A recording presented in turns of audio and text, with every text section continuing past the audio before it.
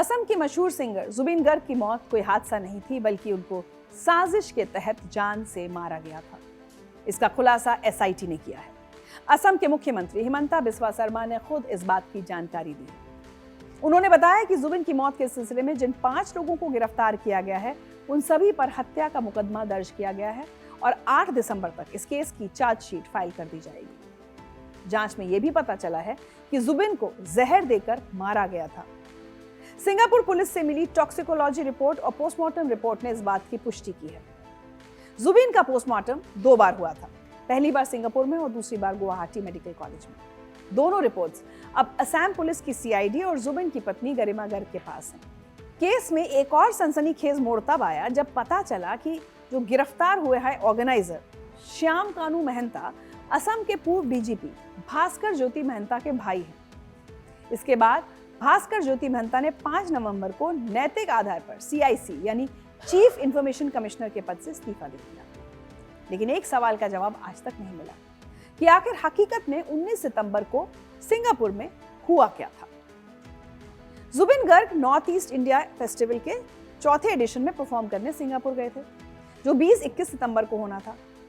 यह festival Bharat Singapore के diplomatic संबंधों के 60 साल पूरे होने का जश्न था। लेकिन परफॉर्मेंस से एक दिन पहले 19 सितंबर को एक निजी यॉट पार्टी में कुछ ऐसा हुआ जिसने सब कुछ बदल दिया, या कहें सब कुछ खत्म कर दिया। शुरुआती रिपोर्ट्स में कहा गया था कि 52 साल के जुबिन स्कूबा डाइविंग कर रहे थे, लेकिन बाद में सिंगापुर पुलिस ने साफ किया कि वो दरअसल स्विमिंग कर रहे थे। करीब दर्जन भर लोग उस यॉट पर मौजूद थे। जुबिन ने पहले लाइफ जैकेट पहनकर पानी में छलांग लगाई, फिर जैकेट उतारकर दोबारा तैरने लगे। इसी दौरान अचानक वो बेहोश हो गए। उन्हें तुरंत सिंगापुर जनरल हॉस्पिटल ले जाया गया, लेकिन डॉक्टर्स उन्हें बचा नहीं पाए और उसी दिन उनकी मौत हो गई। जब ये खबर असम पहुंची तो पूरे प्रदेश में मातम छा गया। लोग विश्वास नहीं कर पा रहे थे कि उनका प्यारा सिंगर, पूरे नॉर्थ ईस्ट की आवाज, वो अचानक कैसे चला गया। असम के मुख्यमंत्री हिमंता बिस्वा शर्मा ने खुद एयरपोर्ट पर जुबिन का पार्थिव शरीर प्राप्त किया और उन्हें श्रद्धांजलि दी। और जैसा हुजूम उनकी अंतिम यात्रा में शामिल हुआ, उसने रिकॉर्ड बना दिया, जिससे पता चलता है कि लोगों के कितने चहेते थे जुबिन। लेकिन जल्द ही लोगों के मन में सवाल उठने लगे।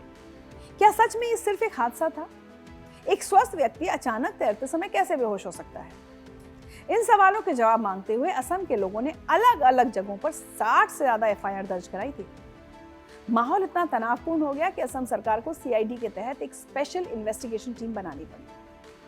एसआईटी की कमान स्पेशल डीजीपी मुन्ना प्रसाद गुप्ता को सौंपी गई। जांच शुरू होते ही चौंकाने वाली बातें सामने आने लगी। सबसे पहली गिरफ्तारी 1 अक्टूबर को हुई। जुबिन के मैनेजर सिद्धार्थ शर्मा और फेस्टिवल के ऑर्गेनाइजर श्याम कानू महंता को अरेस्ट किया गया। पुलिस ने उन पर गैर इरादतन हत्या, आपराधिक षड्यंत्र और लापरवाही से मौत का केस दर्ज किया। फिर 8 अक्टूबर को और भी बड़ा खुलासा हुआ। जुबिन के कजिन डीएसपी संदीपन गर्ग को गिरफ्तार कर लिया गया। संदीपन, जो असम पुलिस में डीएसपी थे, सिंगापुर में जुबिन के साथ ही थे जब यह घटना हुई। इसके बाद जुबिन के 2 पर्सनल सिक्योरिटी ऑफिसर्स परेश वैश्य और नंदेश्वर बोरा भी गिरफ्तार किए गए। सीआईडी ने इन दोनों पीएसओस को उनके फाइनेंशियल लिंक्स के आधार पर गिरफ्तार किया। लेकिन सबसे चौंकाने वाली गिरफ्तारी हुई जुबिन के बैंड मेंबर शेखर ज्योति गोस्वामी की। तो कुल मिलाकर 5 लोग जेल में बंद हो गए और सभी को 14 दिन की जुडिशियल कस्टडी में भेज दिया गया। पुलिस की पूछताछ में जुबिन के बैंड मेंबर शेखर ज्योति गोस्वामी ने जो बयान दिया, उसने इस केस का रुख मोड़ दिया। गोस्वामी उस वक्त पार्टी में मौजूद थे। उन्होंने आरोप लगाया कि मैनेजर सिद्धार्थ शर्मा और ऑर्गेनाइजर श्याम कानू महंता ने जुबिन को जहर देकर मारा। गोस्वामी के बयान के मुताबिक जब यॉट समुद्र में पहुंची तो जुबिन के मैनेजर सिद्धार्थ शर्मा ने पूरा कंट्रोल अपने हाथ में ले लिया। यॉट खतरनाक तरीके से हिलने लगी, लेकिन सिद्धार्थ ने किसी को कंट्रोल नहीं लेने दिया। शेखर गोस्वामी का दावा है कि जैसे ही जुबिन पानी में उतरे, उनकी तबीयत बिगड़ गई और वो एक ट्यूब पकड़ने की कोशिश करते दिखे, लेकिन वो ट्यूब तक पहुंच नहीं सके और पानी में चित अवस्था में पड़े रह गए। और फिर जो हुआ वो और भी डरावना था। शेखर के मुताबिक जब बाकी लोग जुबिन को बचाने दौड़े तो सिद्धार्थ शर्मा चिल्लाए, जाबो दे, यानी जाने दो। शेखर ने आरोप लगाया कि जुबिन को पहले से साजिशन जहर दिया गया था और यही कारण था कि उन्हें सिंगापुर बुलाया गया। शेखर ने यह भी कहा कि होटल पैन पैसिफिक को जानबूझकर चुना गया ताकि मर्डर को छिपाया जा सके और उसे एक्सीडेंट दिखाया जा सके। गोस्वामी ने साफ शब्दों में कहा कि कोई हादसा नहीं बल्कि एक सुनियोजित साजिश थी। हालांकि शेखर ज्योति का यह बयान उसी सीआईडी के सामने दर्ज हुआ जिसने बाद में उन्हें भी जुबिन की मौत के आरोप में गिरफ्तार कर लिया। अब सबसे बड़ा विरोधाभास यही है कि जो व्यक्ति जहर देने का दावा कर रहा है वही खुद इस केस में आरोपी भी है। जुबिन गर्ग की पत्नी गरिमा ने भी यही सवाल उठाया है कि अगर शेखर को सच में जहर देने की बात पता थी तो वो 15 दिन तक खामोश क्यों रहे?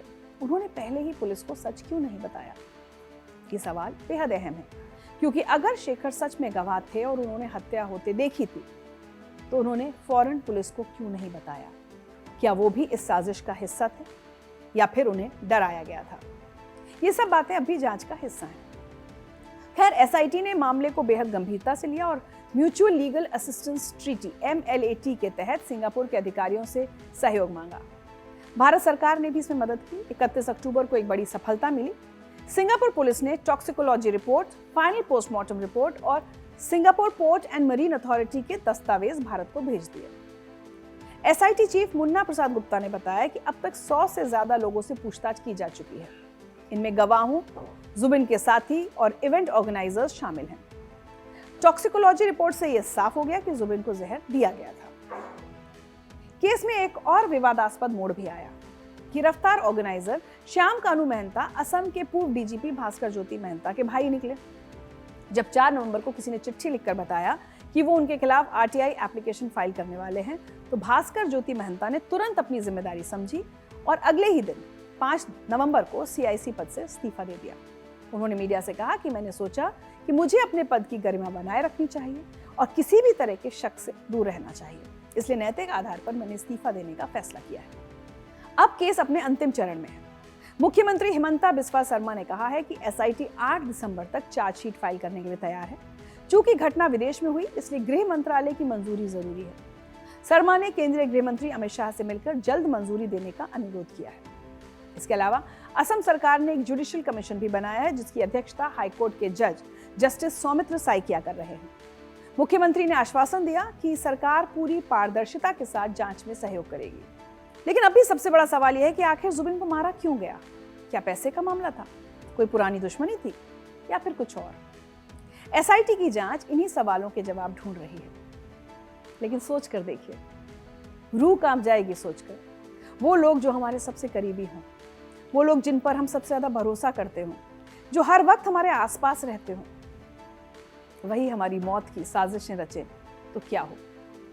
मुझे शेक्सपियर के नाटक जूलियस सीजर की वो पंक्ति याद आती है जब सीजर का करीबी ब्रूटस उसकी हत्या करने वालों में शामिल होता है और सीजर मरते मरते कहता है, एट तू ब्रूटे देन फॉल सीजर, यानी ब्रूटस तुम भी तो मरो सीजर।